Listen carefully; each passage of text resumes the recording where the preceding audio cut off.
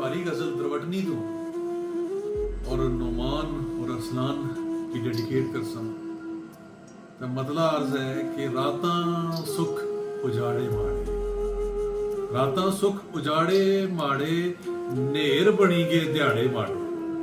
रातां सुख उजाड़े माड़े, नेर बनी गए दिहाड़े माड़े। तुहाड़े इस्से गोड़ियां मैरे, तुहाड़े इस्से गोड़ियां मैरे, ढक्की रड़े ते आड़े माड़े, ढक्की रड़े ते आड़े माड़े। अपने कोल तू छवियां रखियां, अपने कोल तू छवियां रखियां, खुंडे करी कुहाड़े माड़े।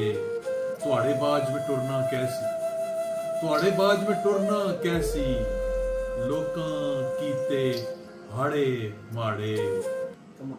भावें मिकी नखेड़ी सट, भावें मिकी नखेड़ी सट तू, दुश्मन हिक नी तुहाड़े माड़े। भावें मिकी नखेड़ी सट तू, दुश्मन हिक नी तुहाड़े माड़े। ते मक्ते दा शेर है काबले गौर है कि तुहाड़े रड़े नी राखी की, तुहाड़े रड़े नी राखी कीती, तू क्यों बाग उजाड़े।